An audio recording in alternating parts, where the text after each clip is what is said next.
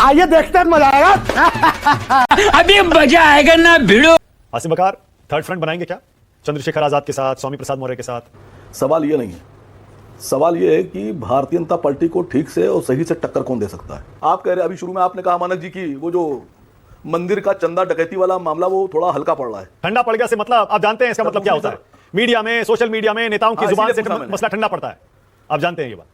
नहीं तो आप लोगों ने क्यों ठंडा पड़ने दिया सर? आप तो जो कोल माइन घोटाला हुआ था, कोलगेट, जो हुआ ही नहीं था, बेईमानी का घोटाला जो हुआ ही नहीं था कोलगेट, उसको तो आप लोगों ने ठंडा नहीं पड़ने दिया था। पूरा 3 साल तक आप रेले रहे थे कांग्रेस सरकार को। वो तो आपने 3 साल तक ठंडा नहीं पड़ने दिया था, जबकि घोटाला ही नहीं हुआ था। और यहां तो इतना बड़ा घोटाला, गबन और लूट हुई है, इसमें आप कह रहे ठंडा पड़ गया। आप कैसे गुप्ता है सर? पर्सनल मत करिए आसिम बकार, पर्सनल मत करिए, ये राष्ट्र की बात है। अरे कैसे पत्रकार है सर? मैं पर्सनल बोलने पर आऊंगा तो क्या होगा? छोड़िए ना। क्योंकि अब एक मामला ये भी चलेगा कि जिनको भगवान हनुमान कहा जाता है, महाबली, उनको एक झंडा बीजेपी ने अपना पकड़ा के पार्टी का और अपनी गाड़ी के आगे नाच भी करा दिया। उस पर भी आप लोग चुप हैं सर, ये मुद्दा ही नहीं बना रहे। आपने ये कैसे कह दिया मामला ठंडा हो गया है? आपको माफी मांगना पड़ेगी देश से sir. A few moments later. मालिक वो देखो, वो देखो। आसिम बकार थर्ड फ्रंट बनाएंगे क्या चंद्रशेखर आजाद के साथ, स्वामी प्रसाद मौर्य के साथ? नहीं, चंद्रशेखर साहब के साथ बनाएंगे या स्वामी साहब के साथ बनाएंगे या अखिलेश जी के साथ बनाएंगे, सवाल ये नहीं है। सवाल ये है कि भारतीय जनता पार्टी को ठीक से और सही से टक्कर कौन दे सकता है। गजब बेइज्जती है। और स्टार्टिंग हुई है, बहुत बड़े बड़े लोग बैठे हुए हैं। तो मैं यहाँ पर एक सबसे पहले तो सवाल ये पूछ लूँ कि हमको आप बताते हैं बीजेपी की बी टीम, अखिलेश जी बताते हैं कि वो मुसलमानों के सारे वोट उन्हीं के साथ जा रहे हैं, मसीहा हैं वो। मैं आज एक लेटर मेरे हाथ लगा है, मैं भाटी जी से पूछूंगा, आरोप नहीं लगा रहा हूँ, खाली इस बात की जानकारी चाह रहा था।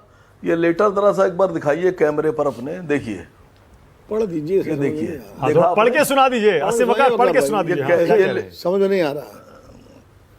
यह लेटर अखिलेश यादव जी के लोकसभा सदस्य के पैड पर है। जिलाधिकारी कन्नौज को उन्होंने लिखा है।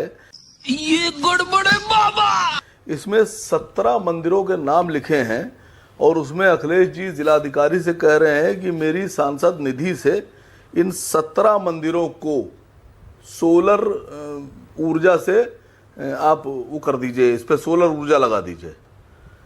तो मैं भाटी जी से इसलिए शुरू में पूछे ले रहा हूं कि आपको हमारा 100% वोट मिलता है। बामन आपको वोट देता नहीं, ठाकुर आपको वोट देता नहीं, बनिया आपको वोट देता नहीं, और इन सारे मंदिरों पर आप सोलर लगा रहे हैं। तो क्या कोई लिस्ट आप ऐसी भी जारी करेंगे जिसमें आपने अपने कन्नौज क्षेत्र के 2-3-4 मस्जिदों पर भी आपने सोलर पैनल लगाने की सिफारिश की है या पैसा जारी किया है?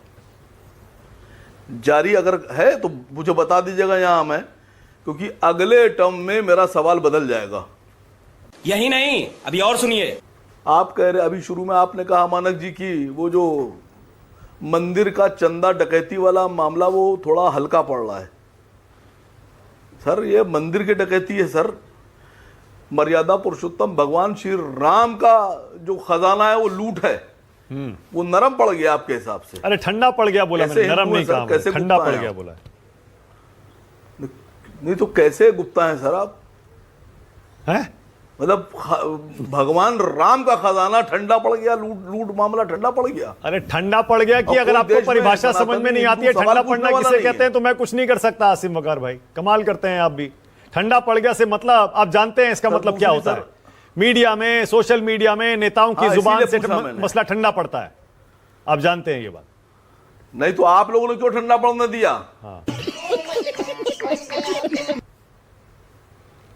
सर आप तो जो कोल माइन घोटाला हुआ था, कोलगेट, जो हुआ ही नहीं था, बेईमानी का घोटाला जो हुआ ही नहीं था कोलगेट, उसको तो आप लोगों ने ठंडा नहीं पड़ने दिया था। पूरा 3 साल तक आप रेले रहे थे कांग्रेस सरकार को। वो तो आपने 3 साल तक ठंडा नहीं पड़ने दिया था, जबकि घोटाला ही नहीं हुआ था। और यहां तो इतना बड़ा घोटाला, गबन और लूट हुई है, इसमें आप कह रहे ठंडा पड़ गया। आप कैसे गुप्ता हैं सर? पर्सनल मत करिए आसिम बकार, पर्सनल मत करिए, ये राष्ट्र की बात है। अरे कैसे पत्रकार है सर मत करिए, मैं पर्सनल बोलने पर आऊंगा तो क्या होगा फिर, छोड़िए ना, पर्सनल नहीं करिए, मुद्दे की बात। अरे मैं तो उकसा रहा हूं। जितना हम हर मुद्दे को गर्म रखते हैं उतना कोई नहीं रखता होगा। आपको भी पता है ये बात। पता नहीं आप ये सोशल मीडिया में वायरल होने के लिए इस तरह की हरकतें क्यों करते हैं जब भी आते हैं। मुद्दे की बात करिए। अभी बता है भाई, अभी बता है। और अभी आपने एक बयान सुनाया योगी जी वाला, क्यों बता रहे थे हनुमान मंदिर में नमाज। सर इस तरह के बयान देने से फायदा नहीं है सर, क्योंकि अब एक मामला ये भी चलेगा कि जिनको भगवान हनुमान कहा जाता है, महाबली, उनको एक झंडा बीजेपी ने अपना पकड़ा के पार्टी का और अपनी गाड़ी के आगे नाच भी करा दिया, और उस पर भी आप लोग चुप हैं सर, ये मुद्दा ही नहीं बना रहे। तू समझा? हाँ। नहीं तू समझा नहीं। लेकिन खजाने वाली बात, रामचंद्र जी के खजाने वाली बात तो हमारी और आपके बीच में है। आपने ये कैसे कह दिया मामला ठंडा हो गया है? आपको माफी मांगना पड़ेगी देश से सर। अरे आपको माफी मांगना पड़ेगा, हमको नहीं मांगना पड़ेगा। माफी आपको मांगना पड़ेगा। किससे? आसिम वकार। अभी आपने पहले से हार मान ली यूपी के चुनाव में, आपने ऐलान कर दिया कि बीजेपी जीतने वाली है। आपने कहा 27 के बाद देखिएगा अखिलेश जी खुद थर्ड फ्रंट बनाएंगे, अलग हो जाएंगे। मतलब आप अभी से ऐलान कर रहे हैं कि बीजेपी जीतने वाली है उत्तर प्रदेश। मैंने कहा बीजेपी जीत रही है? मैंने कहा 27 चुनाव के बाद हो सकता हो कि बीजेपी हार जाए। बात तो सही है तलिन जी, सही है। भाटी जी का सवाल हमें तो याद नहीं पड़ रहा कि हनुमानगढ़ी की सीढ़ियों पर कभी विपक्ष ने नमाज पढ़वाई हो। योगी जी क्या कह रहे हैं? योगी जी ने कहा है तो उनको जानकारी पे ही कहे होंगे, क्योंकि योगी जी बड़ा सोच समझ के बात करते हैं। और दरअसल मैं तो इस बात से मतलब क्या कहें, भगवान श्री राम की क्या माया है, क्या कृपा है। कल तक जो भगवान श्री राम को याद नहीं करते थे, आज सब भगवान श्री राम और मंदिर की चिंता कर रहे हैं। अब अखिलेश जी की पार्टी का ही देख लीजिए आप, भाटी जी है यहाँ, भगवान श्री राम का मंदिर वहां बने, उसके लिए कभी तो मांग समाजवादी पार्टी से आई नहीं। जो कार सेवक उस मांग को करते थे उन्होंने गोलियां खाई। क्या कहना क्या चाह रहे हैं भाई आप? आज हिंदू और मुसलमान की भाईचारे की बात हो रही है, भगवान श्री राम के मंदिर की चिंता हो रही है। चिंता करने से पहले यह सोचना चाहिए कि कंप्लेनेंट कौन है, ट्रस्ट है। एसआईटी ने तुरंत जो लोग असली चोरी कर रहे थे उनको पकड़ा। जांच तो पूरी हुई नहीं, जांच पूरी हो जाएगी तो सारी चीजें सामने आ जाएंगे। हम सब आहत है, इस बात पर हम एक है, चाहे अखिलेश जी हो अपने कांग्रेस पार्टी के, चाहे अखिलेश जी हो समाजवादी पार्टी के नेता हैं, वरिष्ठ नेता हैं, भाटी जी हो उनके प्रवक्ता, जो भी है, हम जिस मर्जी राजनीतिक दल से हो, इस बात पर एक है कि भगवान श्री राम के मंदिर में चोरी यदि हुई है, चोरी जो हुई है, यदि नहीं जो हुई है, उस चोरी में जो भी जुड़ा है, चाहे उसने चोरी की या जिसने उसको छिपाने की बात की, उस पर कार्रवाई होनी चाहिए। जनता को आप मूर्ख समझना बंद कर दीजिए। अब कंप्लेनेंट ट्रस्ट है, ट्रस्ट भी यही चाहती है, हम सब यही चाहते हैं। जांच पूरी नहीं हुई और सबने ये तय कर दिया। खत्म कर दूं जरूर मानक जी। और जांच खत्म हो जाए सारी चीजें आएंगी। जांच के लिए कोई रुका नहीं, अटकलें लगा रहे। अब मैं 3 राजनीतिक दलों की बात कर रहा हूं। मैंने तो कहा कि समाजवादी पार्टी ने तो गोलियां चलाई कार सेवकों पे। अब सोमनाथ भारती जी मेरे सहयोगी हैं, हम लोग दोनों कोर्ट में रहते हैं, लेकिन उनके पार्टी के नेता, उनकी तो नानी केजरीवाल जी के स्वप्न में आई कि भैया जहां बाबरी मस्जिद था वहां मंदिर नहीं बनना चाहिए था। अब रामलला के दर्शन के लिए पहुंच गए। अब कह रहे जी हम वहां पर पूजा भी करेंगे, पाठ भी करेंगे। तो मैं मानता हूं ये प्रायश्चित का एक अच्छा समय आ गया है। मस्त जोक मारा रे, ये हंस रहे हलकट हंस।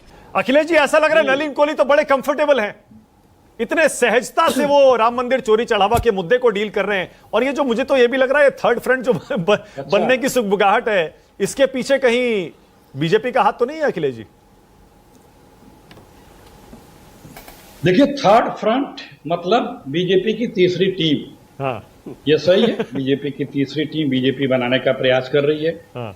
और वो नैरेटिव बदलने का प्रयास कर रही है। व्हाट्सएप आ गया है, आप बता रहे हैं कि मामला राम मंदिर का ठंडा पड़ गया है, इसका मतलब संदेशे आ गए हैं।